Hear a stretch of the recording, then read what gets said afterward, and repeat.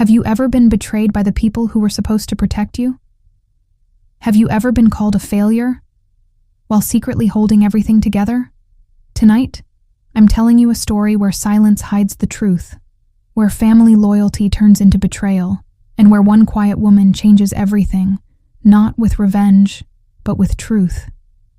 Because every betrayal has a story, every lie has a price, and every secret eventually ends with justice. The night I was named the failure. The lodge was beautiful in that expensive, distant way. Dark wood beams, a massive stone fireplace, snow drifting quietly beyond the tall glass windows of Silver Pine Resort in Aspen. Everything about that night looked perfect on the surface, except me. My younger brother, Ethan, had been drinking. Not enough to slur his words, just enough to feel bold, confident, dangerous. He grabbed my arm suddenly and pulled me across the room, his grip firm, performative. Conversations faded as heads turned.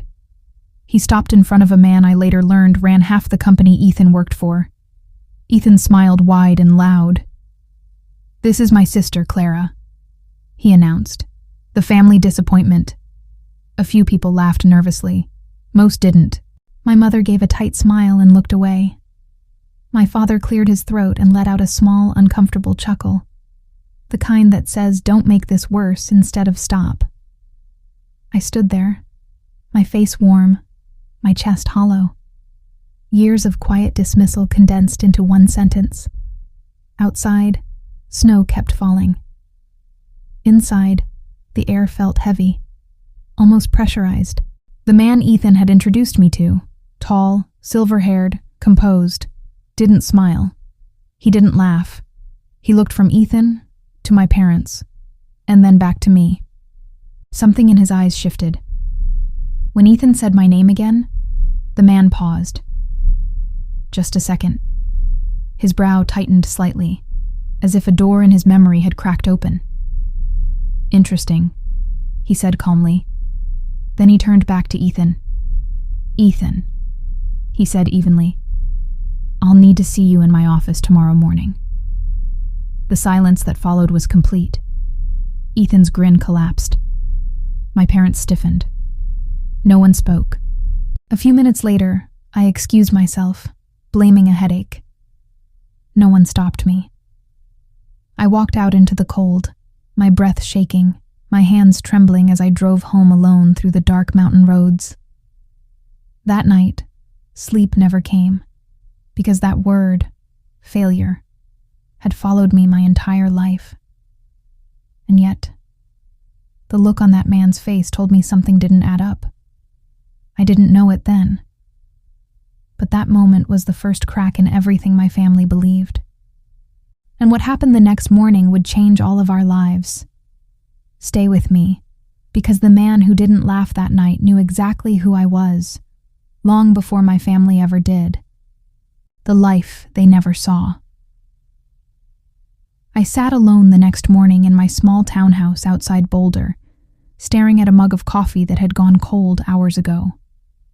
My mind replayed the night again and again. Ethan's smirk, my parents' silence, the way no one defended me. I had been cast as the family letdown for as long as I could remember. At 43, I ran my own financial recovery firm. Nothing flashy, no billboards, no social media posts bragging about success. I specialized in corporate turnarounds, the kind where businesses are quietly drowning and need steady hands, not applause. I helped companies survive. That kind of work doesn't impress dinner tables. Ethan, on the other hand, had always been easy to celebrate. Marketing executive, big presentations, a charming smile, a fiancé from the right family. My parents framed his promotions like trophies. My achievements were met with polite nods, followed by questions about when I'd settle down. 3 months before the engagement party, Ethan had called me. "Hey, Clara, quick favor," he said lightly. "Can you help review a few vendor contracts? You're good with that boring stuff." I should have said no. Instead, I helped. What started as light reviewing turned into damage control. Risky clauses, missing deposits, vendors ready to walk. I spent nights renegotiating terms, wiring money to keep services from canceling. I personally covered over $15,000 to save the event. Ethan never noticed. Everything just worked. At the lodge, people praised him for how flawless everything was.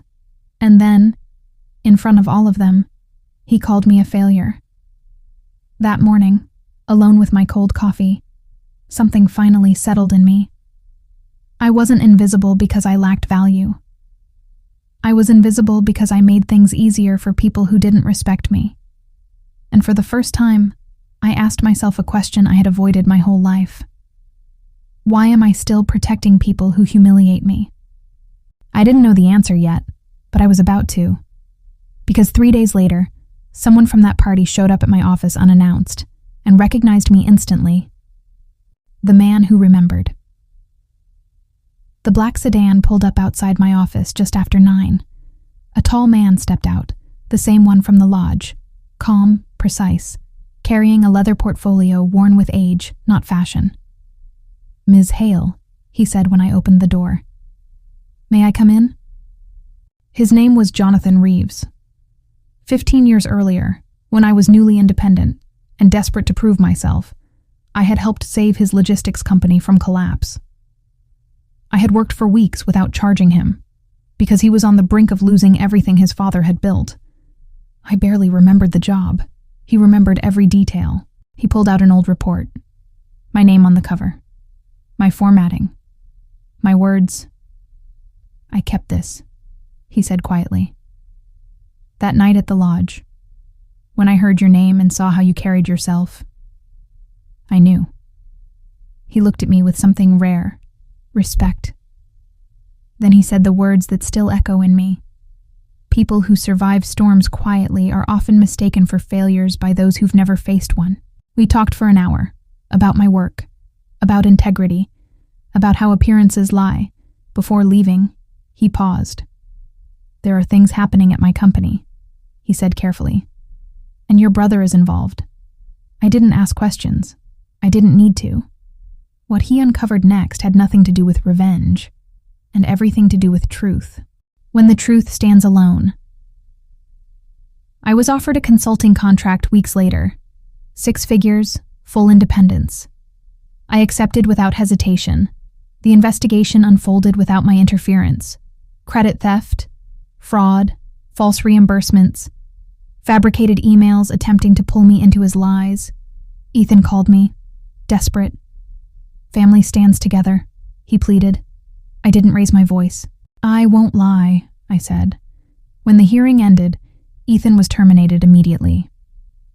Legal action followed. I watched through one-way glass as he left carrying a cardboard box. I felt no joy, only relief. For the first time in my life, I didn't clean up his mess. But the real reckoning didn't come from the company. It came from our family table. My aunt gathered everyone months later. She spoke the truth no one wanted to hear. About money taken from me. About help I gave in silence. About favoritism disguised as potential. No one defended themselves. I said nothing. Because I didn't need to. A year later, I cut contact. No anger. No announcement.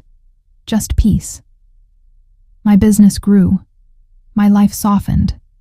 My nights became quieter. Some doors don't close loudly. They close gently and save you. And that's when healing finally begins.